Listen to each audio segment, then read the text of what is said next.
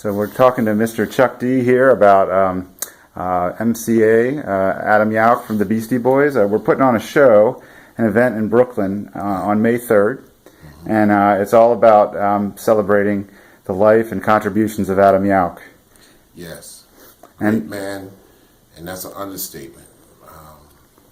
Somebody who I'm accountable and responsible to be able to tell the story, or how he was able to, along with Adam Horwitz, the great Ad Rock, and Mike D, as well as Hurricane, Jam Master Jay, D.M.C, and Run-D.M.C, to be able to just usher Chuck D and Public Enemy into the Def Jam fold. You know, it was helpful also being the antithesis of the Beastie Boys, to allow them to do what they had to do as they introduced rap music and hip hop as performance art across the rest of America.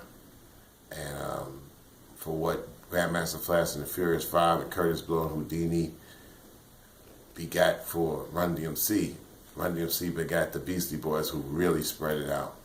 And then the Beastie Boys took that same level of extension, extended their welcoming committee to Public Enemy. And MCA, through his transitions as a human being, always was true and honest as a friend to what we did as peers in hip hop and rap music, to being able to have a mutual respect as human beings, which is a true essence of hip hop and rap music anyway, and culture and language, is that it is a universal language that brings us all together. And no best was it epitomized by Run-D.M.C and the Beastie Boys and Public Enemy.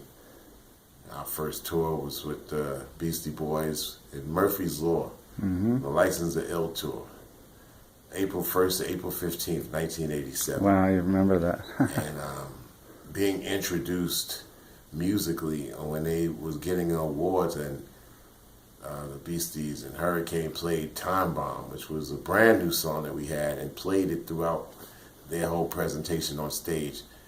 That was the humble, dynamic beginnings. But it actually, just went to other places.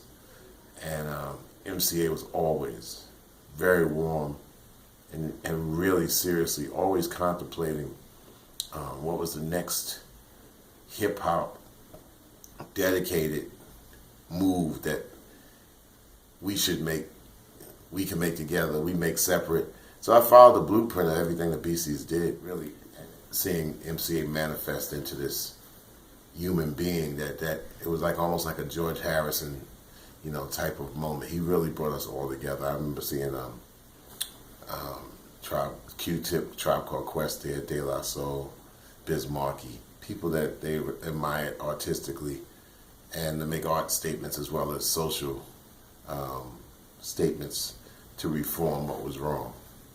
So yeah, and so MCA was that brother, where even when we ran into each other, we might have not said a lot verbally, but we felt everything as a kin spirit, and that was special. That's amazing. I have a question here. It says you and LL. In fact, I was lucky enough to be at the Hall of Fame induction ceremony when you inducted the Beastie Boys into the Rock and Roll Hall of Fame. Why was it important to you to be there for that? Well, it was important for me to be there. I mean, no Beastie Boys, probably not no Public Enemy, or the Beastie Boys playing it in front of Rick Rubin, and Rick Rubin calling me for a year. But, more than that, I always called the Beastie Boys, they were like the Jackie Robinsons of rap music and hip-hop. They really took rap music and hip-hop to areas that no other rapper could go, if they were black, brown, or a person of color or whatever. And the Beastie Boys took a lot of heat for that. And they made sure at the end of the day that you could say what you wanted to say, but they were tight. They had full belief in what they did. And they never disrespected the art form. Well, this is sort of a tough question, but what message would you want to share with fans and music fans and Beastie Boy fans in particular who are really missing Adam and missing the Beastie Boys? Yeah, it becomes a little difficult. That my heroes Grandmaster Flash and the Furious Five don't have Keith Cowboy. It's one of my favorites. And then my good friend Jam Master Jay, it was totally painful losing him on gun violence in 2002. Really painful. I mean, the more painful you think as you go ahead, you think about, because Jay was just that, he was that Mr. Useful everything. Hip hop wouldn't be in such a disarray if Jay was still living today, because he would make you accountable. He was a stand-up dude.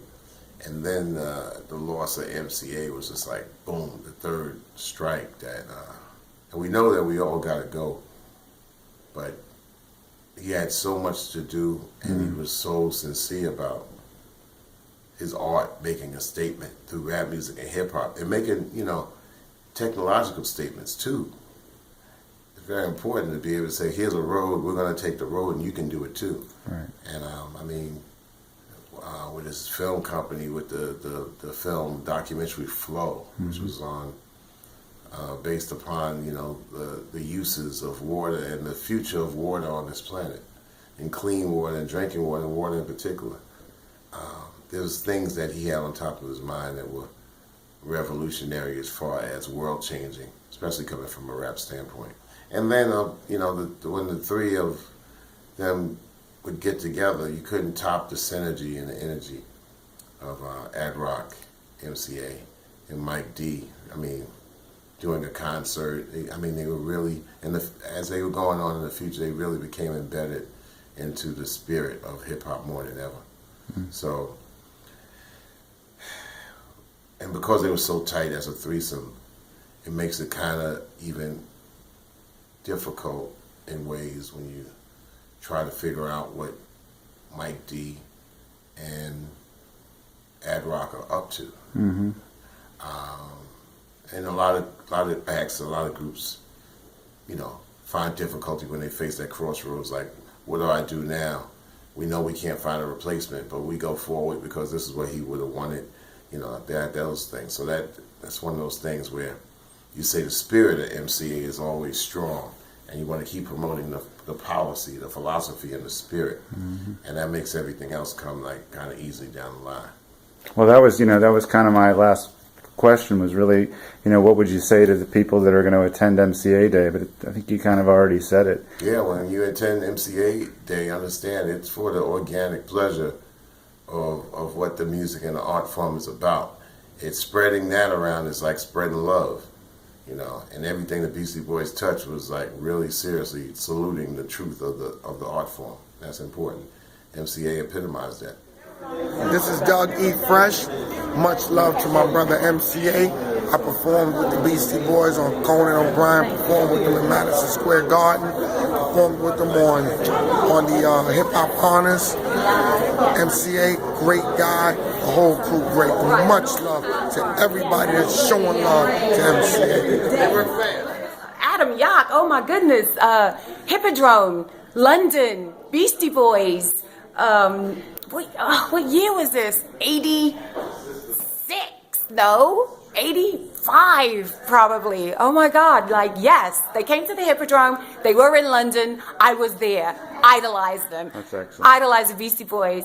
Rest in peace, Adam Yauch, memory. On and on and on and on and on. We will never forget you. You are part of the fundamental points of hip hop. Don't care what color you are. Fundamentals, right? So we definitely miss you a lot. First of all, it's like, you know, that's one of the groups that helps solidify hip hop. And what I love about MCA and the Beastie Boys, man, it don't matter what was going on in hip hop.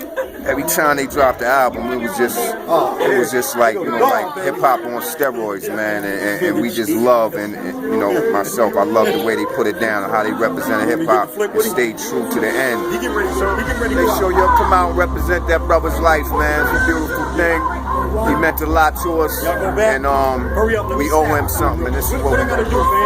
Thank you, sir. What will Yauch's legacy mean to hip hop and to the world? Look, first of all, without Adam and the other Adam and Mike, there would be no Eminem. There would be no attention paid to a white guy trying to rock the microphone. And don't get it twisted, I'm not talking about the showbiz hip-hop. Because when I toured with Adam and Yauch and Adam, we would sit for hours and talk about hip-hop before it was even on records. So don't get it twisted. These guys are official. Oh, then you want to remember about Adam? This is crazy. This is before they got into Buddhism and all of that stuff. The first tour that we did, I remember the Beasties was on stage and they was taking the beers and they was throwing the beers everywhere. True story. And Yauch came running and he slipped. He went about 15 feet in the air and came down real hard. Bang! And we was on the side of the stage. We was like, oh my God, he gotta be dead. And he just popped up and kept on rhyming. It was the craziest thing ever. So when I think about Adam Yauch, you think of one of the greatest voices ever in hip hop, and you think intensity. Many rappers like from New York City who in the past decade have lost like their dear brothers. I could be talking about the Beastie Boys, and I could also be talking about Run-D.M.C. It's crazy that Run-D.M.C. and the Beastie Boys, who are brothers, each lost a member. Crazy. I can't even think in a million years that how could that happen, but that shows how close we are. I mean, the thing that we gotta do is every generation from here to eternity, we gotta keep the voice alive. We gotta keep playing Beastie records without Yauch on them. Yo, check this out. Your Adam is hip hop, Adam is rock and roll, Adam is punk rock, Adam is music, Adam is culture, Adam is New York City, Adam is B-boy. What can you say to all the fans that are going to gather in Brooklyn this Saturday, May 3rd, and all over the world to celebrate the life of Adam Yauch? Why is it important to celebrate his life? The reason why we got to celebrate Yauch's life is because he wasn't just there for you, he is you.